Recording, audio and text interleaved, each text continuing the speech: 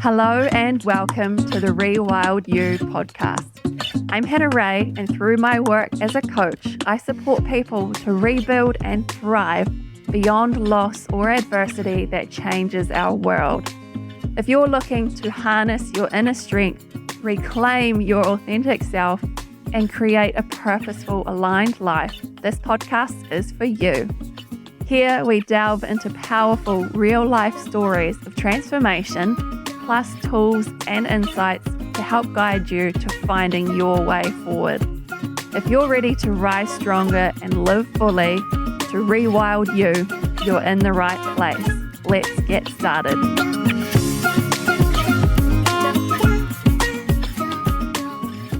I would love for you to introduce yourself. I think sometimes it's really nice to hear it from you, and that comes with your own context or your own lens of kind of who you are today or right now, and who are you as we step into this conversation. Tēnā koutou katoa. Ko aura ki tuku mauka, ko aitaki tuku awa, ko moira ki tuku rohi me te marae, ko unuku te whare tipuna, te arai te uru me Helenslee ka waka, ko waitaha me kaitahu tuku iwi Māori, ko ka tāku te Celtic hoki, ko kei tuku mama, ko Tony tuku papa, ko Reuben tuku tama, ko Iona tuku kuikua. Kia ora, Hannah, thank you so much for having me. My name's Iona, as you know, and how do I define myself these days? That's a really interesting question. I think since Reuben died, so I'm a suicide bereaved mother, and Reuben took his life in 2020 during the global pandemic, which came with a whole other set of challenges in terms of doing grief. So since he died, I've been doing a lot of writing around grief and making space for grief and for other people's grief, actually, has felt really important. And as you are doing, to destigmatize grief and make it something that's part of our everyday conversations, something not to be afraid of. Mm-hmm.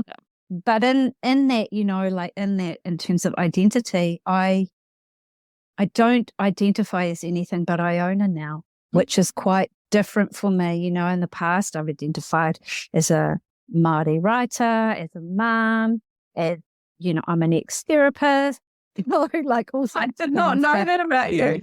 I was a holistic psychotherapist for 25 years. Yeah. So, I've had multiple portai that I've worn, but now it all just seems irrelevant since Rue's death. And I've really had to look at, who am I now? I'm not the woman I was before this, and I won't ever be that again. So it's stripped away a lot of, I guess, the societal stuff. We're expected to identify in so many different ways. And I suppose it's a bit of a protest in some way from me to not identify as anything but Iona now. Mm-hmm. Yeah. Oh my gosh. Wow. That's an incredible perspective. And I love that this is the first thing that we're talking about, because whether it is experiencing the death of a loved one, or whether it's a loss or some other big life transition or upheaval, is that we are faced with those questions around identity. And you said it, who am I now and what's important to me now? And I feel like I've probably been kind of edging into this space that you're in now, is you are you. You don't need, and there's no attachment or holding on or becoming any sort of identity or fitting into any of those boxes, and just throwing that all out the window. And yeah, it's beautiful, just being the essence of who you are. Mm. Mm. And as you all know, that changes with a big grief. It changes just like that. Who we thought we were, and who we maybe aspired to be, and the dreams we had for the future, and all of that stuff. Everything changes in that moment. Yeah, it sure does. So as you in your early days, and I'm curious as well, continuing onwards, what have you found helpful in navigating that? And whether it's those little handholds along the way, not necessarily from a person, or whether there were larger kind of more pivotal moments or realization. Because I think as humans, we're so curious about each other and how we do things, and probably especially so when it comes to topics that aren't really talked about out loud at all. So I think it can be so helpful just to hear what worked for you, and people, if it's something that someone resonates with, then it might be something new to pick up and run with. I think ultimately what helped was giving myself permission to feel whatever I wanted to feel, and to not be attached to other people's timelines, other people's expectations, other people's whakaaro around how I should be doing grief and what the best practice for grief is and all of it. Am I allowed to swear on this? Yes. I didn't ask. But, it's all koritaki, it's all rubbish, because we all have a unique relationship with the person who's passed, or the animal that's passed, or, people who've had big changes in terms of career and, loss. But we all do it differently because we're all unique. And I think, having worked in mental health for the length of time I did, that was something I learned along the way too. It's like, there isn't a one size fits all for anything because we're unique. And I think if there was more permission given in society to feel whatever we need to be feeling and not be judged for that, I think we'd have a lot less issues around mental health, because people would feel okay to express themselves. They feel safe to express themselves. And I could talk a lot about what didn't work, and that'll be in my next book, which is coming out later this year. But really what helped was people who just allowed me to be, people who sat beside me and didn't try and fix it. People who said, I'm here. People who sat and cried with me. People who came and stayed the night and slept on my couch. Like, yes, people and people who didn't get shitty with me when I had to cancel on them. Grief does that. It makes you pretty unreliable, I think.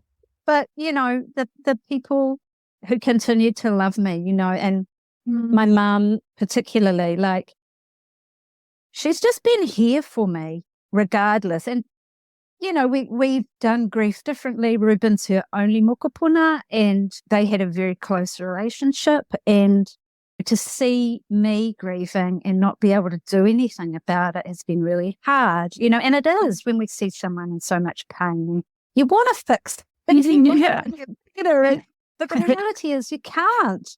You've just got to be with someone and let them go through it in their own way, and to know that it's not going to pass in 5 minutes. It's lifelong. I'm never going to get over this, and just say, I'm here. Like, I'm here. Don't say, I'm here when you need me, give me a ring. Because, I had a list of people. It's like, I didn't have the blimmin' chops to think about who I was going to ring when I was having a meltdown. So, be there. Keep showing up. And the people who kept showing up for me, interestingly, some of them are not the people I thought they would. I thought, oh, this person will, but no. It's been quite an interesting process to see who's been able to be alongside me in this and who hasn't. And that's another kind of grief, I think, when it's not the person you wanted to be alongside you. Yeah, that loss of, you'd maybe expected it to be a certain way, and that person hasn't been able to show up, or for whatever reason. Yes, I really look forward to hearing all these practical things and other ideas that you have about what not to say and not what not. But that piece around really, whether it's someone else that can help offer it to you, or whether claiming it for yourself, is taking that permission and agency to do your grief in your own way. And this is something, it's funny, I love to talk about this, and I have a pretty little diagram that helps people see this for themselves and unearth it.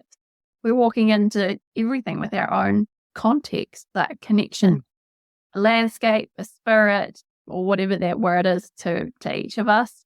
Have all our past experiences in our body, neuroscience, developmentally, you'll know all this as well. And that so frames the context for each of us walking into anything, whether that's something hard or not. And you just look at all of those layers and that nuance, and there's no way that you can judge someone for doing things a certain way. And yeah, that's actually a topic that comes up a lot. Boom. Boom. Yeah. And I think you've named it really, in terms of just don't be judgmental. Like, just don't be judgy. Put that crap aside, put your own stuff aside, and just be there. And don't judge someone else. I could tell you a million stories about things people have said. And I know people don't do it to be nasty. I know now that people say things and it's well-meaning, and it usually comes from a place of aroha and wanting to make it better. But telling someone to just remember the good times, we do, and that's even more painful than crappy times.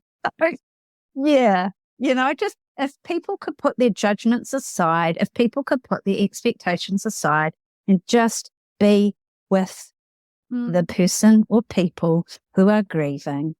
And if you've got lots of judgment, go and tell it to your cat, and take it to your therapist or whatever, or scream it into the woods, whatever you need to do, but just don't bring that in if you want to be with someone who's grieving. In a nutshell, that's amazing advice. Now, you've spoken about your mum already, and I've also heard you speak about nature and being out there in the outdoors as a support system, or something that you lean on for a kind of strength, I guess. Can maybe you want to share a bit more about those, as well as other things or people that formed your support system? What did that look like for you? Yeah. Interestingly, and I don't know if this is a common thing or not with suicide, but it has really fractured our whānau. Reuben was the third mokopuna in our wide whānau in 2 years. So, it's just had this really disruptive thing. And I think with suicide, people find it difficult to even talk about it because it's such a taboo. And I'm obviously talking a lot about because I want to kind of shatter all of those lemon myths. But I think being around people who get it, one of my very good friends, her daughter took her life 18 months before Rue. So it's not something it's people who get it, and while we all have our own experience with this kind of grief, I went to a support group early on, and it was really helpful to just be in a support group of other people talking about being suicide bereaved. Because there was a lot of that. So that was really helpful. And for me, I've always had a really strong sense of spirituality, but that is nature too. I suppose nature is like my church, and it was a big part of my life with Reuben. And I found it really difficult to re-engage after he died. And I also had 2 major surgeries the year after he died. So physically I wasn't able, that was more grief. Physically I wasn't able to go and do the things that I wanted to do. And it was just a very challenging time. And I think grief is a very lonely experience too. Like, we kind of want people around, but then we don't want people around. And finding people who are going to be with us rather than people who might be judgy McJudge pants, So, nature, my sense of spirituality, and being able to write about it. And something about this kind of grief I've had a lot of mums say the same thing. I don't know about dads, but I've had a lot of bereaved mums say the same thing. It's like zero fucks. Like you actually give zero. You know, you actually don't care because it's like, this is the worst freaking thing that will happen as a parent. And yeah, it's like you get quite good at saying, no, that person's not going to get to be around today. You know, so it's a lot of internal monitoring as well. And I mean, thankfully, having worked in mental health, I knew that I would just need to go straight back into therapy, which I did. And I had an amazing therapist, and I had an amazing GP as well. She sat with me and cried. And she's the only GP I've ever had that's been alongside me. But it was just like, thank you, universe, for having these people around. And for people who are not frightened to talk about it, I think that was really helpful. And it was often random people. You know me in terms of what you see is what you get, and I'm not into hiding things, and I will talk about things. And I know that that's very provocative and challenging for people who maybe aren't me. However, I'm just trying to shake people out of what we've inherited, and I say inherited in terms of society, like just to be able to have a conversation that's real, not interspersed with lots of greeting card analogy, you know? For someone to say, that's really shit. I'm just so sad that you're having to deal with that. Those people were great. People who would just go for a walk with me and we didn't have to talk. That was awesome. Yeah.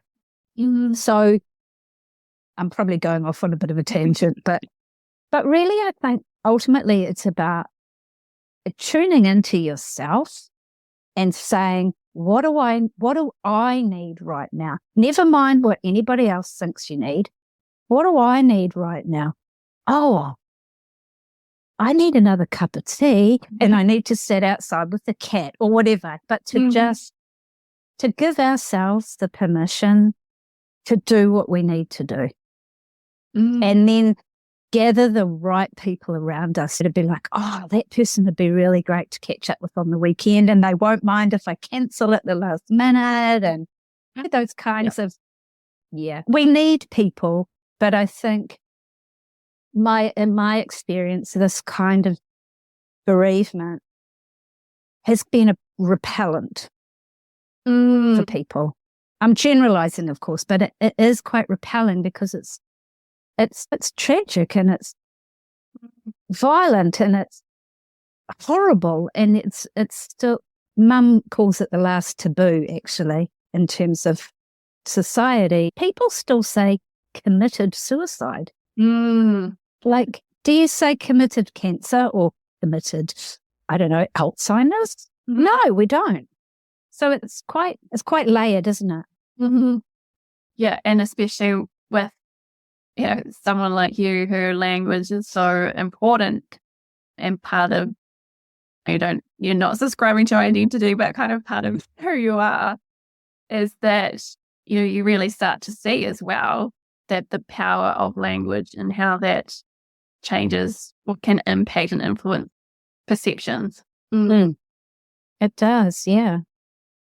It does. And sometimes there isn't language.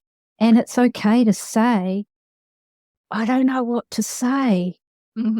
I see that you're in pain. I don't know what to say. I'm here. The silence around this stuff, that kind of did my head. And it was like, if people got nothing to say about this, but it was because they didn't know what to say. So I've just sort of started saying to people quite early on, like, I know this is seriously effed up. How on earth do you respond? I'd rather you said something, even if that's, I don't know what to say. Just be honest. Yeah. And that ties into what you were saying before as well, is that absence is actually, people notice that when you're coping more. And everyone has their own stuff, but you do hope that people can show up for you and that the absence or not saying anything because you don't know what to say is actually mostly worse than saying the wrong thing. Right. Yeah. Yeah, it is. It really is. Mm. Yeah. Mm. And the disappearing act, the absence. So I think there probably are many famous sayings about, it's not until you hit rock bottom that you find out who your good friends are. And I think that's true with any big life event. Yeah. So you mentioned a little bit earlier about and speaking about giving yourself permission to do what you need to do and do it in your own way. And a little bit about throwing those timelines or expectations out the window. Did you, but obviously you worked in mental health for a long time, so you might have a different lens or a different perspective to bring to a massive loss experience. But did you have any misconceptions or beliefs that you held at the time that you since found were like, oh, that's not helpful or simply untrue or maybe even how? Yes, many. I did say to one of my therapist friends, I said, you can throw the bloody DSM out the window. It's like, grief, you can't diagnose grief. And I've been okay with grief all of my life. I lost my best friend in my teen. I've had many people die along the way. I've also had my own health stuff, cancer and things like that. So, I've had to face into a lot of loss, I think. And I think that has equipped me more than my mental health training. Yeah. To be honest, I think there's a bit too much over-analysis that happens with any therapy rather than going, you've had a huge loss. And yeah, this is what it's like. And that whole stages of grief thing, what a load of rubbish, like. It's one of my pet Another book I'd like, that's another book to throw out the window, right? So there's a lot, I think it challenged me in terms of not reading into it, and not trying to quantify it, not trying to pigeonhole it, not trying to go, oh, I'm really angry today. Oh, just like none of that. It's like, I'm really angry today. And that's how it is. So look at people. Yeah. What am I going to do with this? Yeah. But I think because I walked this journey with Rue for half his life, so it was always there in terms of it being a possibility. And I don't think that prepared me for the intensity of it and the horror of it. And it didn't. And I know that I won't ever get over this. Like, no amount is going to fix this. It's the worst thing that will ever happen in my life. And I think in some ways that has freed me to care less about other things that come my way. Does that make sense? Mm-hmm. It does. Yeah. Yeah. Less analysis and more just being with the feelings that are going on inside. Yeah. I would love to ask so many more questions about that. Yeah. I mean, traditional and Western psychology has done some great things, but it's almost like too much now. Yeah, right. I think we've moved too far into the head. We've moved away from, for me, my emotional sense is deeply connected to my spiritual sense, which is deeply connected to the earth and everything that's going on the planet and further afield. And I think you're right. I think modern psychological ways of doing things, it's become very medicalized. I mean, it has been for a long time, actually, but we've really moved away from heart, just from feeling and being with that, and for it to be okay. Not for it to be something that needs fixing or medicating or therapize in a way. You know, I think, I had ancestors who were put in Seacliff Asylum because they had too many children. And we've been doing this to one another for a very long time, rather than letting people feel what they need to feel. Yeah. It makes me feel quite sad saying that. But yeah, I feel that too. Yeah. And I think that was true for Reuben. You know, he was in therapy, he was doing his work, but as a young Māori man, who was a very sensitive young Māori man, the world didn't allow for him to be that. Sadly. Yeah. Yeah. You mentioned about this as something that you're never going to get over. So this, you know, it's an ongoing, it's a lifelong thing. It's always there, and some days it's in the background, and sometimes it's like right on your shoulder. Well, that's how it is for me. I don't know. Maybe it's not the same for you. No, that's it. Yep. Yeah. How?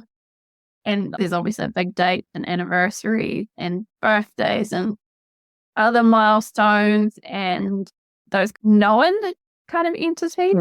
But then there's also that just day to day, there's things that come up or you encounter situations that can be quite activating. How is it that you continue to take care of you as you continue navigating this? It's a really good question.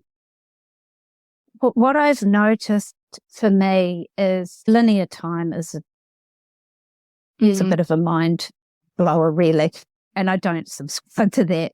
However, what I have noticed is the intensity when it comes is the same as it was the day Rue died. And now there are these triggers that are not obvious. It's quite random thing. Lately I've been quite surprised thinking, why am I feeling this right now? But I think it's really a case of just continuing to give myself permission to feel whatever it is. And I think I've become better at articulating it with myself and if I'm around other people, just to say, okay, something's going on. What do I need? Bringing it back to that thing. Like, what do I need right now? Do I need to just leave this situation? I have become quite avoidant of people and being in public, and because Rue had such a big public persona as a musician, like everywhere I went, people knew Reuben. And that made it quite hard initially. So now I'm living somewhere with much less densely populated. Their tone and everything, you know. Yeah. So I think it is just that permission giving and still allowing myself to feel whatever it is that I'm feeling and not judge it. And there'll be days like Mother's Day where it's like, oh God, you know, I read recently that was initially a form of protest against the war. So that made me feel quite good. Oh, yeah. It was definitely done here, Ellie. Yeah, for sure. I didn't know that.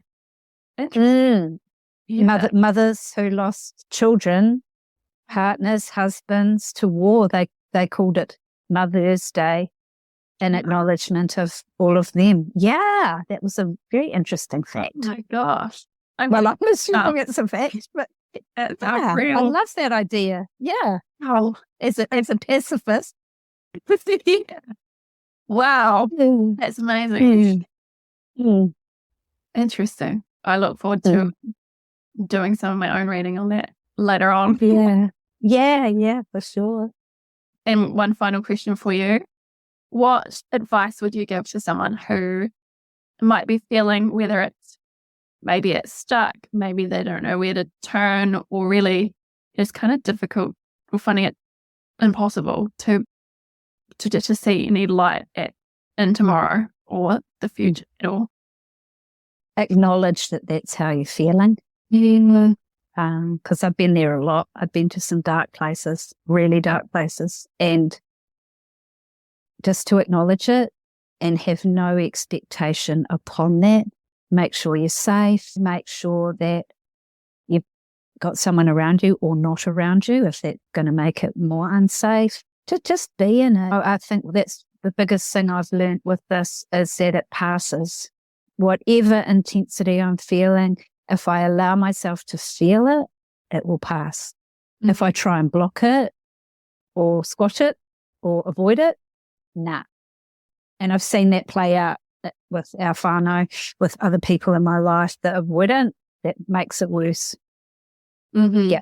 Mm-hmm. Those are my top tips. That's perfect. And you might have heard of the beach ball analogy. It's like trying to hold a beach ball underwater, and the more that you avoid it or try to sweep it under the rug, bigger that beach ball get, the harder your arms are trying to work, and eventually it comes out. You know how they just come out of the water? Yeah.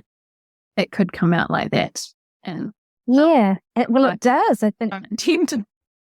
We've all probably seen people who've done that, or even ourselves, you know. Mm-hmm. Yes, yeah, I think 100%. Yeah. Mm-hmm. Mm-hmm. And then it's like, who is that person? Yeah. It's okay to be messy AF. Yeah. It's okay. Yeah. It's really okay. I love it. That's an amazing note to close out on. Thank you so much. I know grief and speaking about it is so deeply personal and it's complex. So I so appreciate, and I know that other people watching or listening will really appreciate your insights and advice and hard-earned wisdom for sure. Kia ora, Hannah. Thanks so much for having me. And yeah, I think by people like you and I sharing this stuff, it makes space for other people to do the same. And I think that's kind of what we're collaboratively working toward today. Yeah. So big ups to you for what you're doing, Cuddy. Massive work. Appreciate you. Yeah. Before we let you go, is there something that you want to share that you're excited about at the moment, or a project that you're working on, and where can people find you? People can find me ionawinter.com, and you can find my books there. You can also find me via Elixir and Star Press. What am I excited about? Well, I've got my next book, A Counter of Moons, coming out hopefully mid-year, which is my journey. Well, it's an ongoing journey, isn't it? About suicide bereavement. So it's a creative nonfiction book. Yeah. So if I can help one person, if I can help one person, then I can die a happy woman. Exactly. Yeah. Anyway, I know we don't measure, I don't measure things in output, but I am astounded and so in awe of your creative output in these last few years. It's seems like a beautiful alchemy of something, one of life's hardest experiences. Thank you. Glad I can write. Yeah, amazing. All right, we'll let you go. And okay, much love. Take care. Much love to everyone out there who's grieving. Yeah, absolutely. Yes, you're not alone. I was just going to say that you're not alone. Yeah, not at all. Yeah. All right. Thanks so much, Iona. See you again. Take care. Okay. Mā te wā. Bye.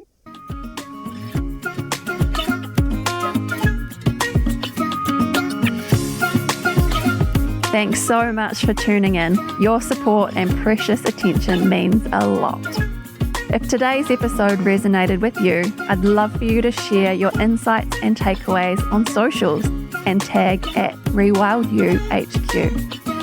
If you're ready to rebuild and thrive beyond your loss or adversity, visit RewildYouHQ.com for free resources and to learn more about how transformative, dedicated coaching can support you on your journey. Not sure where to begin? DM RewildYouHQ on Instagram and I'll be happy to guide you in the right direction. Take care out there, and I'll see you in the next episode.